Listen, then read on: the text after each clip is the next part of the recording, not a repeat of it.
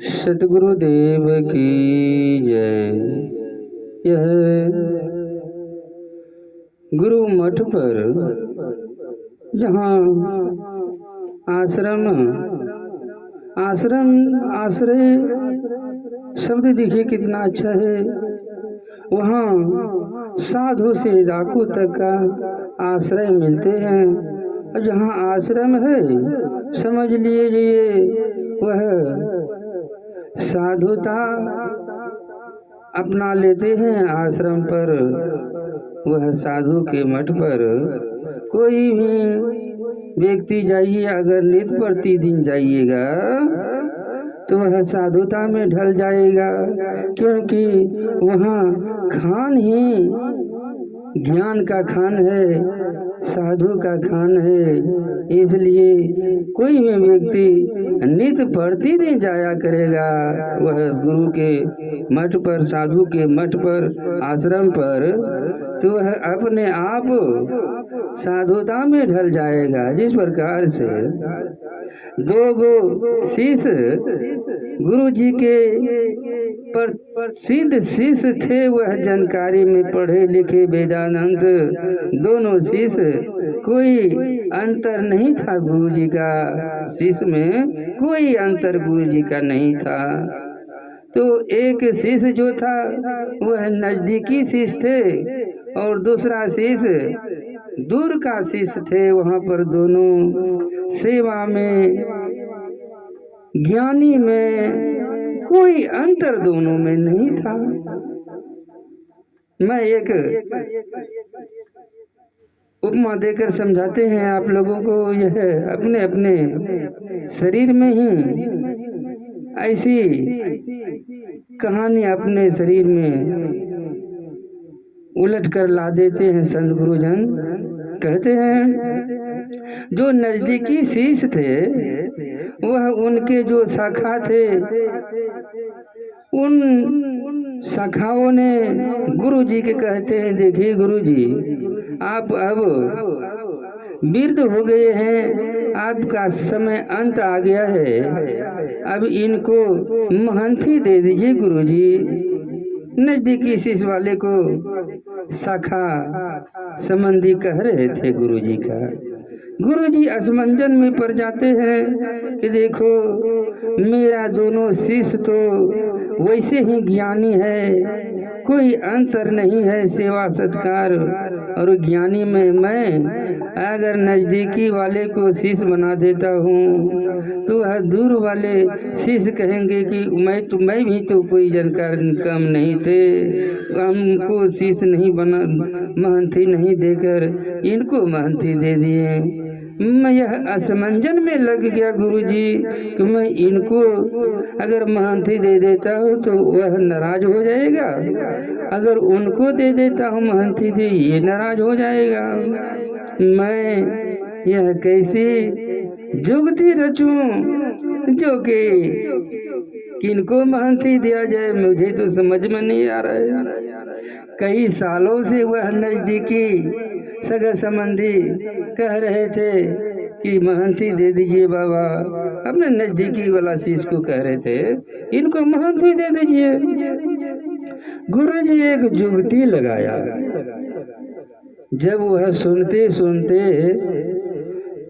सोच लिया कि अब मैं कितना यह सगे है नजदीकी वाले सगे संबंधी का कितना मैं सुनूं। ठीक है, एक दिन गुरु जी कह दिए कि ठीक है इनको महंती दे देंगे, लेकिन इससे दोनों से परीक्षा लिया जाएगा। बोला कि ठीक है परीक्षा लीजिए। सबों को बुलाया, बुलावा करके गुरु जी कहते हैं देखो दोनों शिष्य इधर आओ। आया, गुरु के समीप आया। गुरु जी कहते हैं कि दोनों ने एक एक छुरी ले लो और दोनों ने एक एक कबूतर ले लो हाथ में, दोनों दिशा हो जाओ और जहाँ पर एकांत होगा वहाँ इसे वध कर देना और वध करके आओ। जो वध करके आएंगे उसे महंती दिया जाएगा। दोनों शीश उस सभी के बीच में छुरी लिया और कबूतर लेकर दोनों दिशा में चल दिए। गुरुजी लेकिन कह दिए थे एक शब्द कि जहाँ पर एकांत होगा वहाँ पर उन्हें वध कर देना।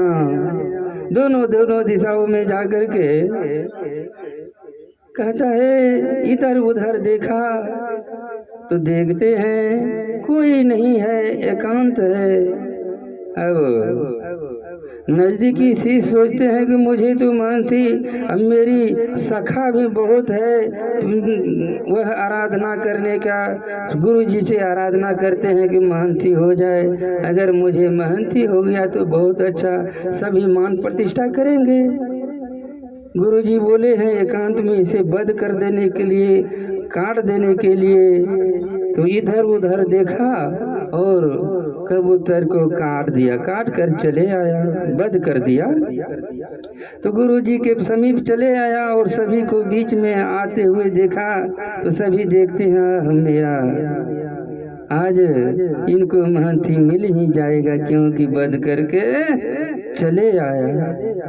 अब दूर वाला जो शीश थे वह इधर उधर देखता है कोई तो नहीं है, बात सही है। अब यूं ही कबूतर को वध करना, काटना चाहा तो कबूतर ने आंखों में आंख दोनों मिलते हैं, कहते हैं कि ये काम तो है नहीं, एक कबूतर है, एक मैं हूँ, मुझे कबूतर को कबूतर ने देख रहा है, मैं कबूतर को देख रहा हूँ, यह कांत नहीं है। कुछ आगे बढ़ जाता हूँ। वह कुछ आगे बढ़ के देखा कि अब मैं वध कर देता हूँ, क्योंकि गुरु जी वध करने के लिए बोला है कबूतर को। तो कबूतर को यूं ही वध करना चाहा तो गुरु की बात याद आ गया। गुरु कहे थे कि एकांत में काट देना, इसे वध कर देना। एकांत तो है नहीं, एकांत का मतलब होता है अकेला। यहाँ तो दो है, एक मैं हूँ और दूसरा कबूतर है, एकांत तो है नहीं। मुझे यह राजगद्दी तिलक मुझे नहीं चाहिए, क्योंकि गुरु का शब्द कटता है वहाँ पर। गुरु कहे थे कि एकांत में इसे वध करना, एकांत में इसे काट देना, एकांत तो है नहीं, मैं इसे राजगद्दी और तिलक नहीं चाहिए मुझे। मैं वापस जाता हूँ, वो तिलक राजगद्दी उन्हीं को दे दे, लेकिन मैं ऐसा अपराध नहीं करेंगे। एक तो यह अपराध होगी और दूसरी गुरु की वचन कटेगा। दो होता है, इसमें दो पाप हो जाता है, एक हत्या करना, दूसरा और गुरु का वचन कट जाता है। नहीं, मुझे राजगद्दी तिलक नहीं चाहिए। वापस चले गया, गुरु के चरणों में गिर गया। गुरु जी कहा क्या तुम वध क्यों नहीं वध करके आया? गुरु जी को वह शीश कहते हैं, गुरु जी मैं प्रणाम करता हूँ, मुझे यह राजगद्दी तिलक नहीं चाहिए। राजगद्दी तिलक कौन नहीं चाहता है रे? तुम क्यों नहीं वध करके आया? शीश कहते हैं देखिए गुरुजी, आपका वचन था, उस जगह दो वचन कट रहा था। एक तो आप कह रहे थे कि एकांत में इसे वध करना, और दूसरा मैं यह सोचा एकांत तो मिला नहीं। एक मैं था, एक कबूतर था, मैं उसको देख रहा था, वो मुझको देख रहा था। जिस प्रकार से कहते हैं चार मिले 64 खिले, 20 रहे कलजोर, हरि से हरि मिले, निक से 7 करोड़, निक से 7 करोड़। चार मिले, 2 आंख मेरा है और 2 आंख वह बंदगी करने वाले को है। 4 से 2 से हरि से हरि मिले, निक से 7 करोड़। इसलिए यह शब्द साबित होता है कि किसी मूर्ति से प्रणाम करना है, करते हैं आदमी तो आंख मूंद कर करते हैं, और किसी साधु को बंदगी करते हैं तो खुले नैन दर्शाते हैं। जिस प्रकार से उनका नैन और अपना नैन, दोनों नैन मिलाव होता है। जिस प्रकार से कबूतर का नैन और मैं वध करने वाला का नैन, दोनों नैन में मिल गया, मिला तो हमें दया आ गया। नैन में नैन मिलने से दया हो जाता है और प्रेम हो जाता है। वह प्रेम दो प्रकार की है, प्रेम दो प्रकार की है। एक दया भावना, ईश्वर से प्रेम जुड़ जाना। दूसरा प्रेम एक लड़का और लड़की से प्रेम हो जाते हैं, पति पत्नी से प्रेम हो जाता है। प्रेम दो रूपों में आता है, एक ईश्वर से प्रेम हो जाना, एक नर नारी से प्रेम हो जाना। प्रेम दो प्रकार की होती है। इस नैन और दूसरे नैन से मिलन होने से जिस प्रकार से वह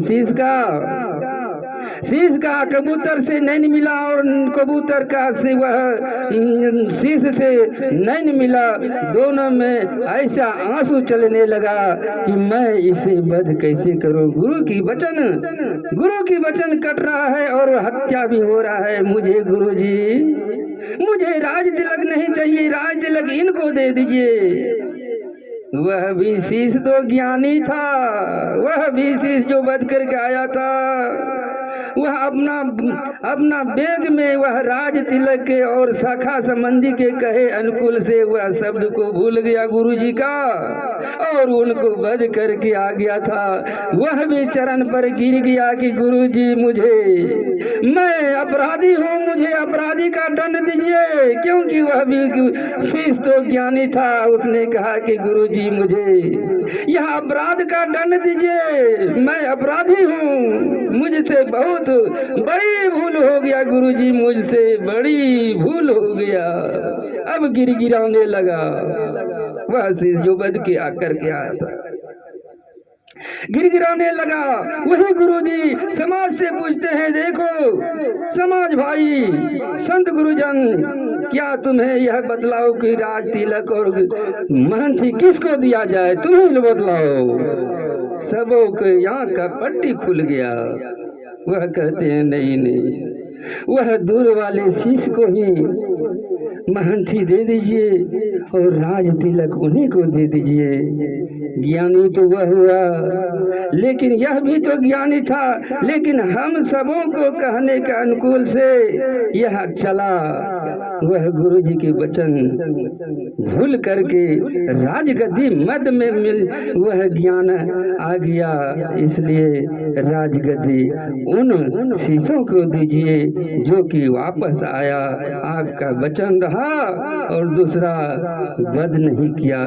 प्रेम से बोलिए सद्गुरुदेव की जय।